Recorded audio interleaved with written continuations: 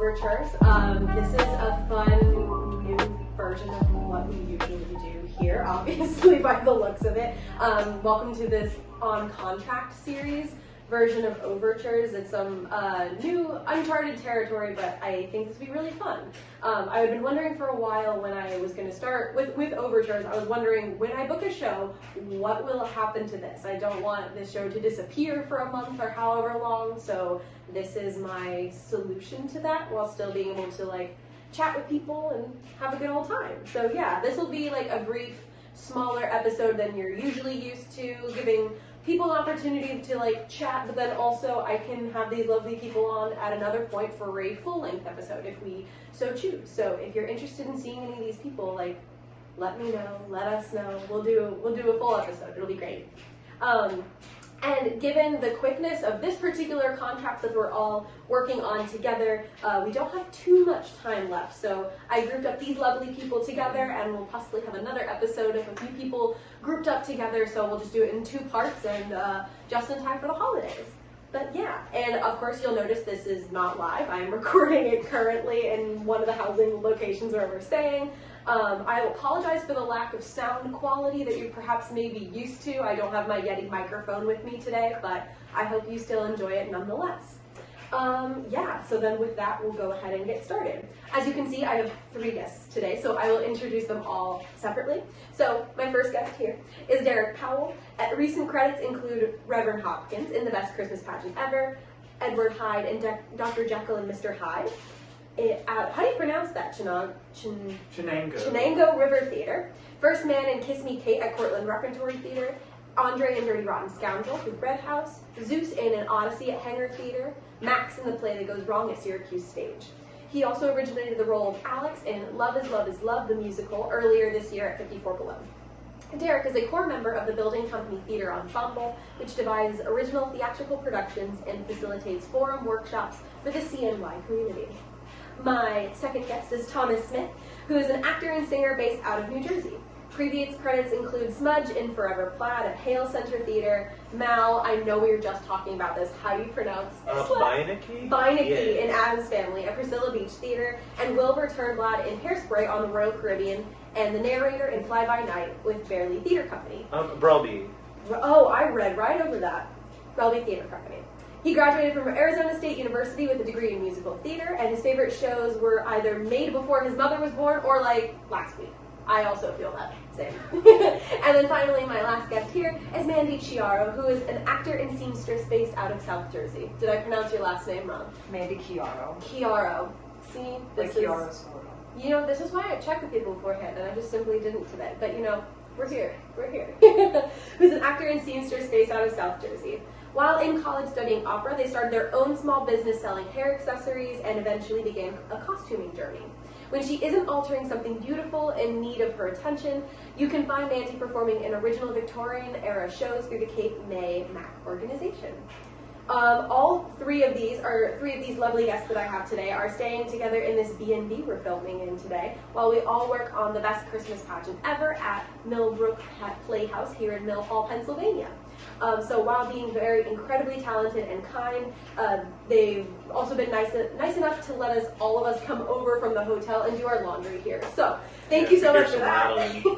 So without further ado, Derek, Thomas, and Mandi. How are you all doing today? Good. It's a good day. Yeah.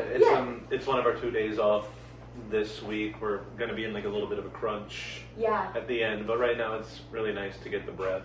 Yeah, it's after doing 3 shows this week, I know that I'm very much grateful to be like, okay, now I have 2 days to like not be at the theater, veg out, do my own thing, drink hot toddies, have a grand time. But yeah, so also, where are you all each originally from? I know we've talked about it a little bit, but I would love to hear about that. So I was born and raised in Syracuse, New York, and I pretty much split my time between there and Astoria, Queens. Oh, sick. Astoria's gorgeous. I need to like go visit there more. But yeah. I was born in Mays Landing, New Jersey, so I'm down south, about like 15 minutes out from Atlantic City, but it's like all the forest, the part of the Garden State where like you call it that like not ironically. But yeah, and then I went to school in Arizona, which was also a lot of fun. Very different weather. Yeah. Do you have any family out there or anything, or do you just like? No, actually, I did a summer program in Massachusetts my first year of college, and I was looking to re-audition for schools. And a conductor that was working there also was finishing up his study at ASU, and he went and helped me like figure out my auditions and like put me up for like a couple days and stuff. No, it was really nice of him, and it like wound up just being like exactly what I was looking for in like education. That's really awesome. Yeah. That's really awesome. Mandi? I'm from Cape May, New Jersey. So if you're looking at the state of New Jersey and there's a little tail at the bottom, that little area. Oh, nice. You can be like that tiny little place right there. Technically, it's the nation's oldest resort town, which is like something that I forget about, but it's probably. You're like, that is a thing that people talk about. It's a beautiful area. And I guess something that I should mention, that you two got to come on this contract together, which is really exciting. Oh yeah, that was you being an actor wonderful. And you being a costumer. So how did that come about? So Wait, you two are dating? Wait, we what? know each Oh yeah, a kid asked that the other day, and that was really sweet. But yeah, I applied for this, and like nothing happened for like a week. And knowing how fast summer stuff works, even though this is winter stock, like I knew that probably meant that it wasn't like panning out, and I was half right because like a week later, David calls me and goes, "Hey, so emailed me first, and I was like, hey, could you phone call?" And then I was like, yeah, and then he called me and he was like, so we had a local option for this, but he wound up backing out, so would you like to work on this thing? And I was like, I'd love to. I see that you have like this show. It has a lot of kids. My partner actually is like incredibly like versed with costuming and wardrobe, especially with and working children. With kids, yeah. Yeah, because Mandi has like just gotten off of like a really like a couple months long contract costuming a couple of different shows for a theater company's youth program. Yeah. So I knew that Mandi would be incredible with making sure that the costumes not only looked good, but the kids were like in their best mood and like, because if you literally just need one person to make sure that they're like they're comfy, that they're not unhappy, and then usually everything goes so much smoother. And it seemed that David agreed, because then he was like, hey, yeah, we'd love both of you guys to come out. I love that, and that's so exciting that ended up working out so well too. Like, I know, I miss my partner at home right now, so like the fact that you got to like come together must have been like such a joy, and be like, okay, we get to do this together, like work in a theater together for a month. It like, was wonderful. Yeah, exactly. Especially because like me and Mandi had been like not getting to see, like I think I only really saw her for like 4 weeks over the last like half a year, because I was on the ship. That's and crazy. Then like when I knew I was coming home, I knew like the next thing I wanted to do was get to work on some shows with each other. Yeah, 100%. I love that so much, and I'm glad that this panned out so that y'all could do that.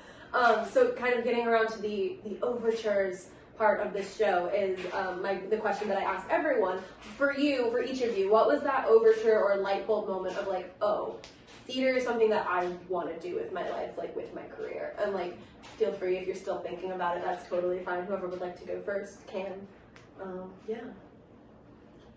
I was working on a production of Jim Leonard's The Diviners in 2019. Yes.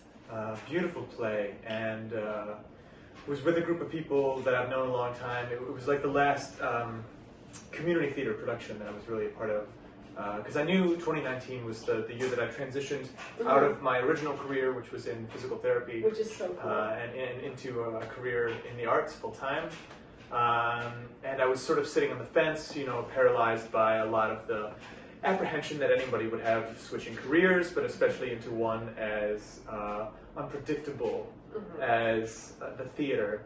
And just creating this work with a lot of people who were very close to me gave me a lot of confidence, and I felt very connected to the show emotionally. I'm still connected to that group of people. We actually all got a tattoo.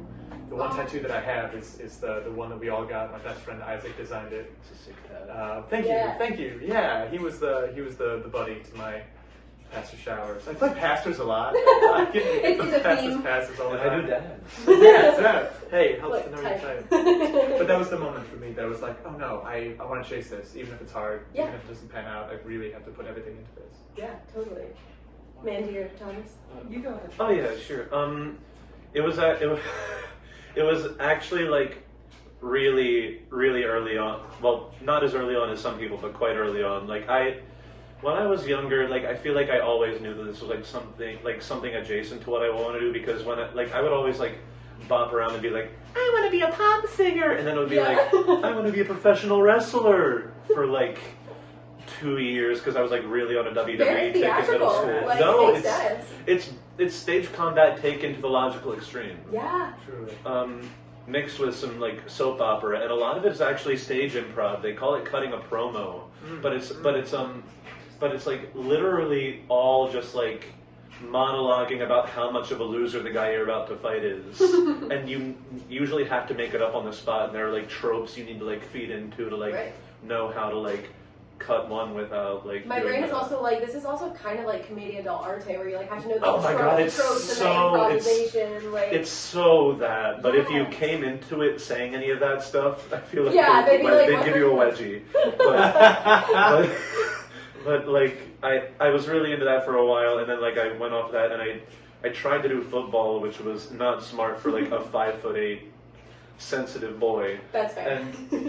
But like sometime during October of my freshman year of high school, my mom was like, let's go see Beauty and the Beast in Philadelphia. And I was like, no, I don't want to see a musical. No. Meanwhile, I was in the school choir already. I somehow just like compartmentalized that as like just it's thing. a separate thing. Yeah, so I go and I'm like hemming and hawing the entire time. I'm like, Mom, I don't want to go see Beauty and the Beast. Drive me out to Philadelphia. I just want to stay home and play with video games. And so I go and I'm sitting down and like I enjoyed the first act, like, and it's nice. Like, it's Beauty and the Beast. You're not like the second it starts, you're not gonna hate it. Yeah. So, but then like, and like, mind you, I went to like a high school where like it was like very like R&B pop music, like high equals good. Yeah. And I've always been a low voice singer, so like I just like was like, okay, so like music might not wind up being my thing, and so like I just like was like, all right, so what else am I good at?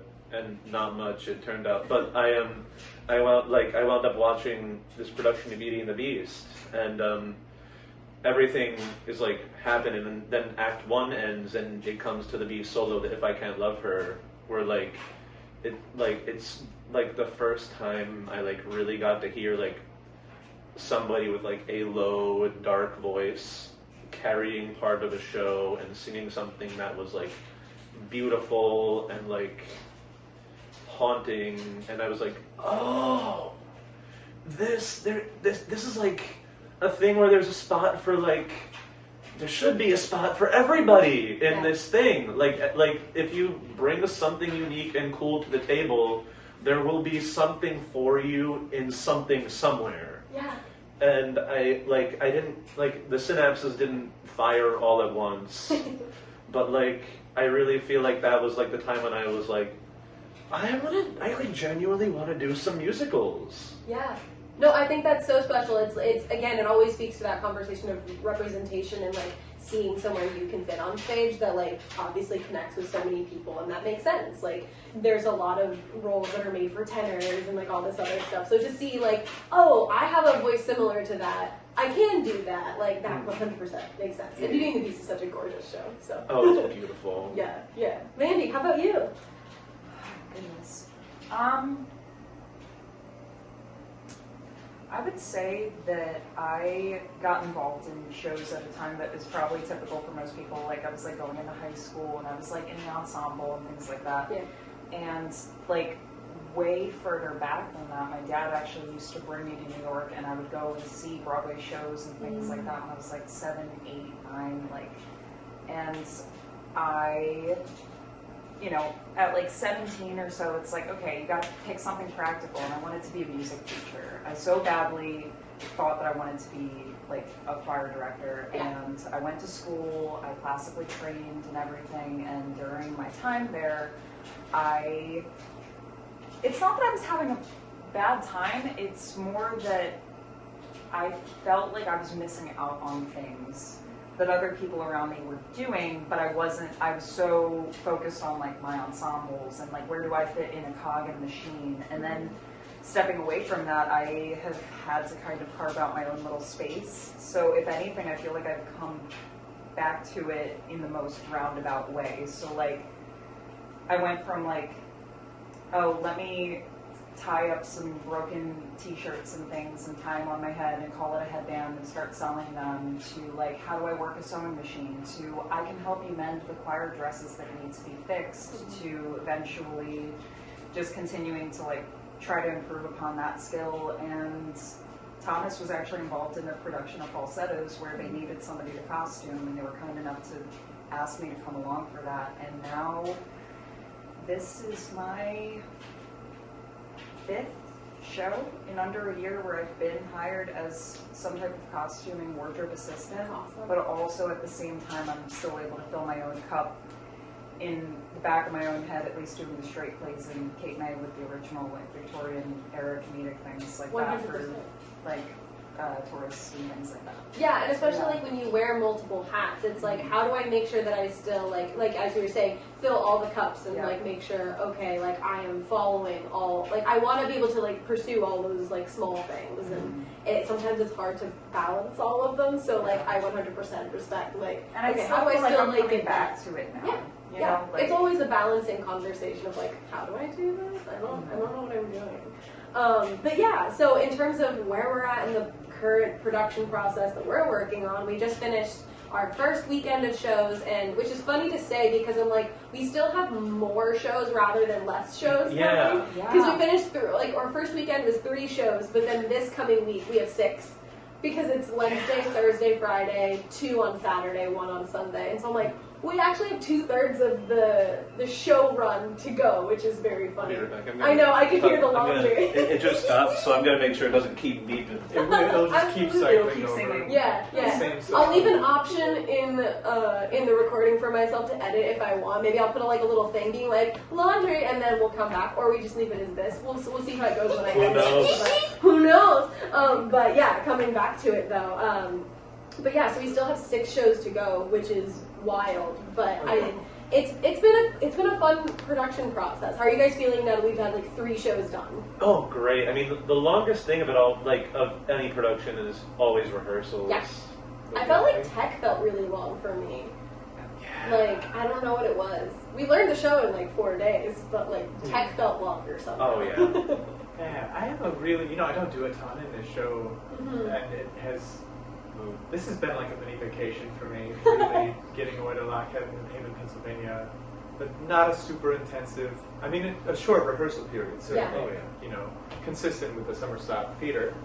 But for me, because I don't have a ton to do, it hasn't been a super stringent process, you'll have larger roles in the show,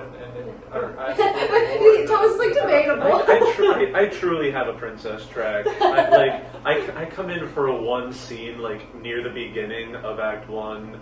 I chill backstage. I go out, sing one of like the 2 songs where there's like a lot of like exposed solo lines. But you make it. You make it like it's a lot of fun. But like to say I do a lot just doesn't feel accurate. So we've been having it's been a good, easy, fun time. I feel like the hardest working person is Mandi. Honestly, Mandi's doing so many things. Well, I remember it was very funny because we were like we were learning the whole show in a week, and then suddenly like you had been working on costumes and things in the back, and so you finally got to see the show for the first time after we all learned it. So I loved that. Like that day was so special because I was like, you finally get to see what we've been working on, and like I know that was a super fun day. That's what makes it worth it for me. Also, I'm not gonna lie, it's also the kids. Like the ensemble of children, there's a light in their eyes that it reminds me why you like this. It reminds me of why I like it,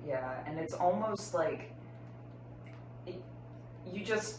there's everything in you that just wants you to make it as comfortable and as happy of an experience as you can, as like, you know, Mandi, a button fell off of my skirt and we have 10 minutes until places. And I'm like, absolutely easy peasy. Well, and especially when like they had been working on it for a month prior and we walk into this process and be like, okay, we're here, let's do this. Like, I felt like they welcomed us with open arms, and I'm like, thank you guys. Like, you all are so sweet and kind and young. And also, it's like, it ranges from like 4th graders to 16-year-olds. Yeah, so like, no, it's literally they've all been 10 so to 17 is like what's in this cast. That's the widest range that I've ever costumed to. Yeah. Well, I mean, aside from the, like, you know what I mean. Yeah.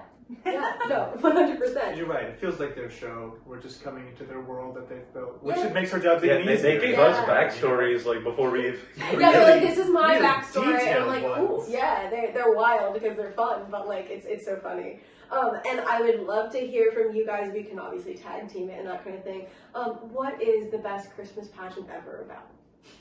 I know that like we were just talking about this. We had to go on the radio and answer that question so briefly, but like for Christmas. It's about Christmas and there's a pageant. I think if you like strip away like all of like, I mean, first of all, like it's such a fun, like it's very fun, it's very well done, like, but it's like it's vintage, it's stylized, it's very like Christmas. And like very smiley, but like when you strip all that away, it's like really a story about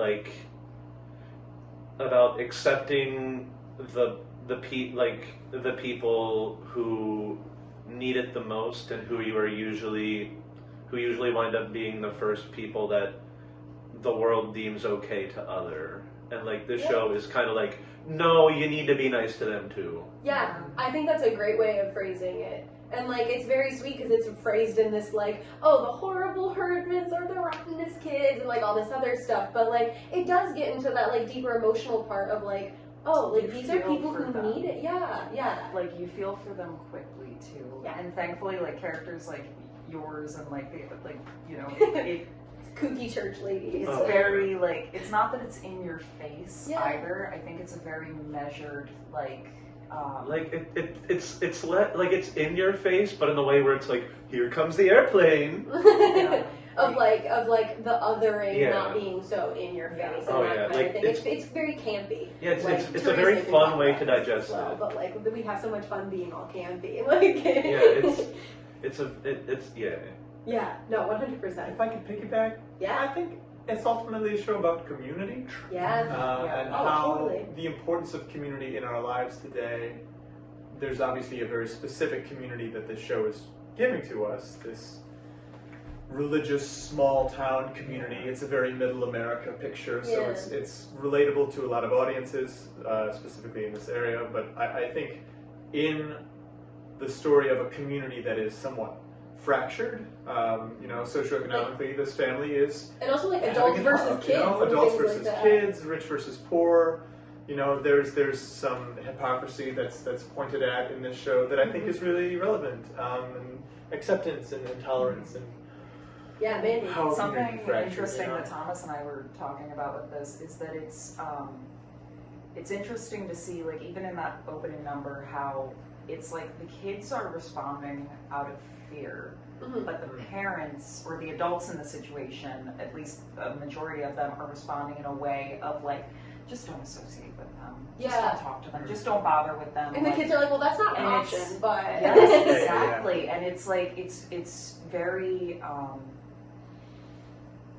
and if you look at the book, most of it's based on a novel. Like the book of the show but too. Like if you like look at like what happens, usually the herdmans like they're like brusque and like not like super like refined, but they tend to not like do anything like to anybody until somebody steps on them first.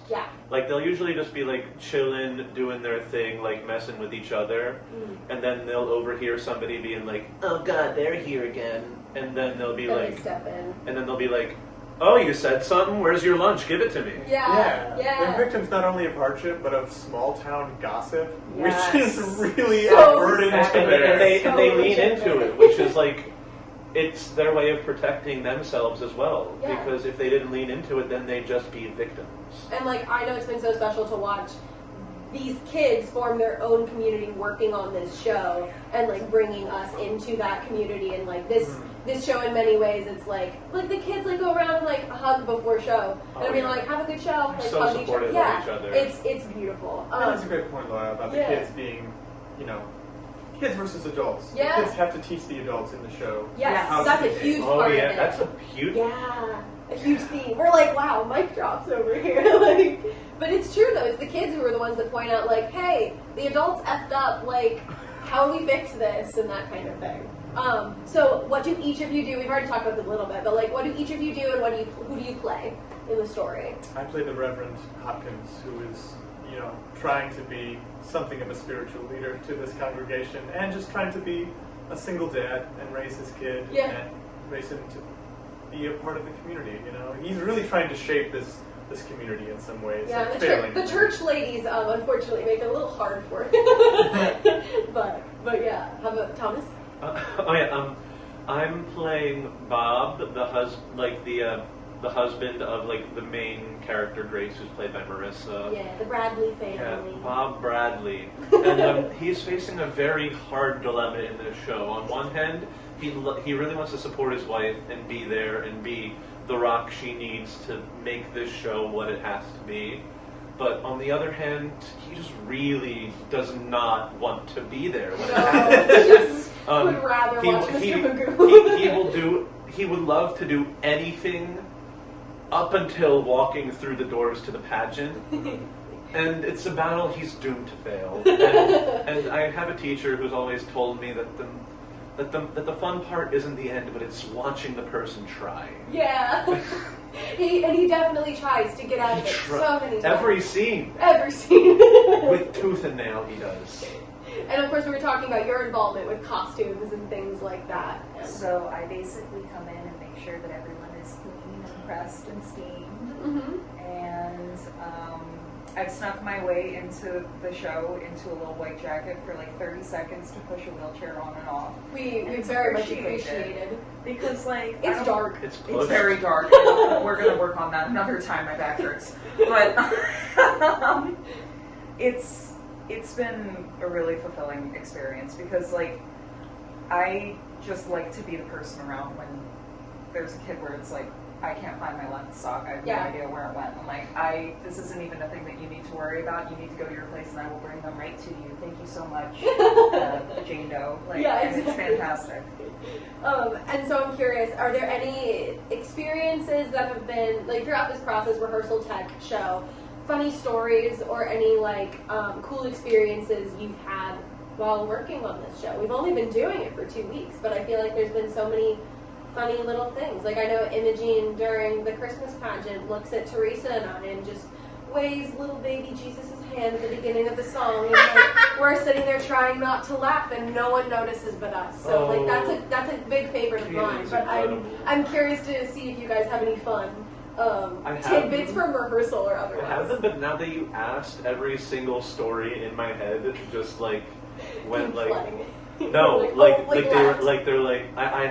I haven't been here all of a sudden.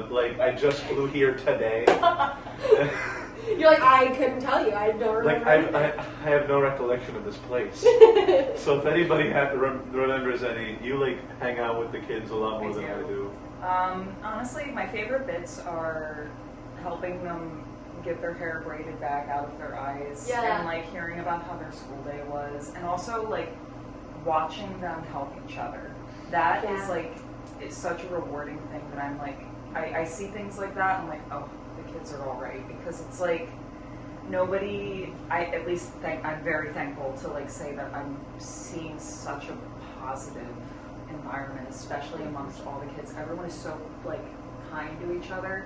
And even the other night, I went to go walk through that one curtain right after the Reverend bit, like I always do.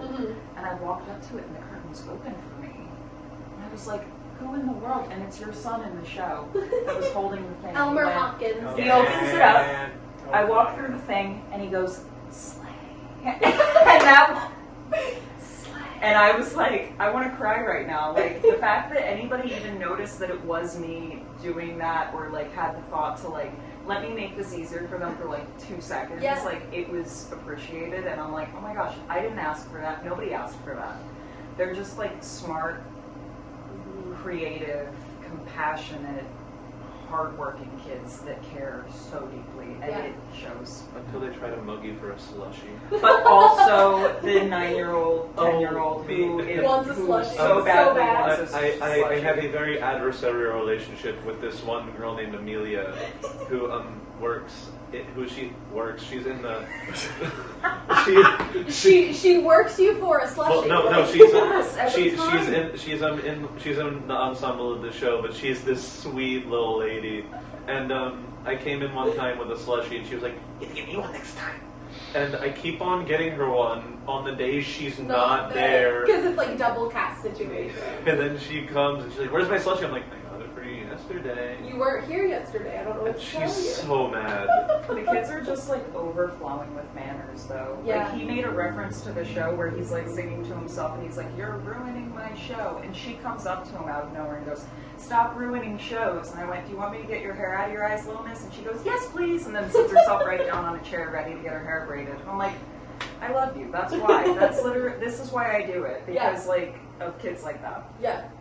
Do you have any fun thoughts, experiences, things like that? It goes off of the kids creating such wildly intricate Backstories. Like, according to them, all of us are like these like infidelitous, like murderous, petty gremlins. Yeah. Like, that's what adult Christian life is a lot to of them. tragedy to the story. Yeah, like we're all orphans now. Like, you know, it's just like oh my gosh. Like, all everybody's because your cheating character on doesn't. everybody. Yeah, all because your character doesn't have a parent in the show doesn't mean you're all orphans. Right. Like, We're doing It does not Annie. specify whether or not Reverend Hopkins has a wife or is a single parent, but Connor, who plays my son Elmer, has decided that my wife passed away of a terrible illness, just like something like 18 months before the events of the show. Well, no, I think 2 years before, on Christmas. So it heightens the stakes of Christmas for us. And we have difficulty communicating, and we have this whole like C or D level plot that you only get if you really pay attention to the interactions between Connor and myself. But that was all his idea. He was just like, "This is what's going to happen." And I was like, "I'm here for the ride, you know? This is your show, Connor." He's great. Connor's incredible. All of his line readings are just incredible. Yeah. He sounds like a big mouth character, and it just kills me. I love it So so kind. much. What are some things that you guys are looking forward to going into this last week of shows? Well, I love a two-show day. oh yeah. I actually do really love a two-show day. It's fun. Like, it's the time in between the two shows that you're just like, what do we do? There's like some chaotic energy there that I absolutely the adore. chaos of it is really Yeah. what I love. And this is something that happens organically over the run of a show like this, with as many children as we have, is that just naturally chaos will start to emerge. Things go a little bit off the rails in a way that I think adds to the show. in a big way. Especially this, where like the climax is like a children's Christmas pageant. Yeah. Yeah, 100%.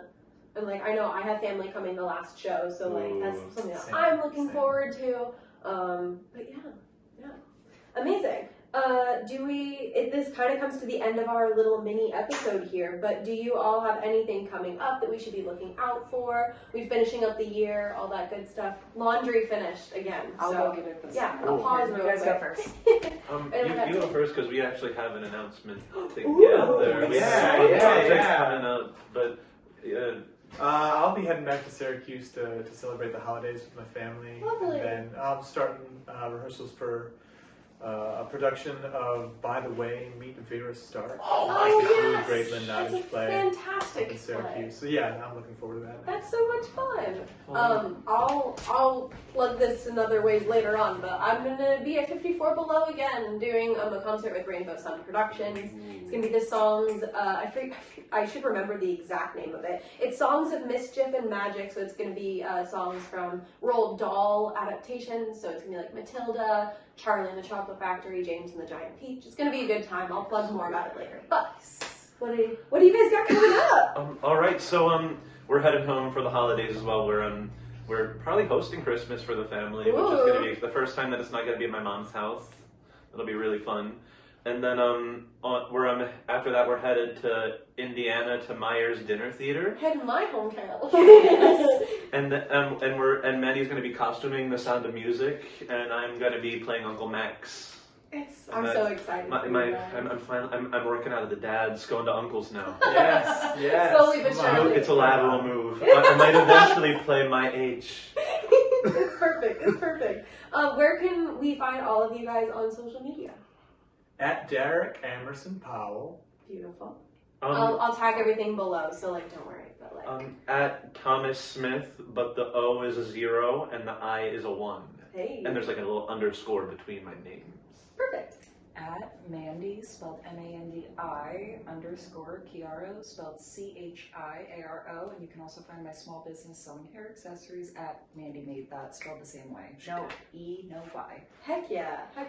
And look, check her out for holiday gifts. You never know. Please, they're very nice. Yeah, amazing. You can find me on Instagram and Twitter at Lora_Marjoram, and my website, www.loramarjoram.com. You can find this lovely show on Instagram at Overtures Show. On YouTube, search Overtures Show. If you're watching this, you're probably watching it there. Or you're listening to the audio version of it that I will eventually edit for Spotify and Apple Music. So you're listening in one of those places. Comment, say hi, all that good stuff. I want to shout out people, so make a comment, do a rating. I don't know how it works, but come say hi. We'll continue the dialogue and all that good stuff.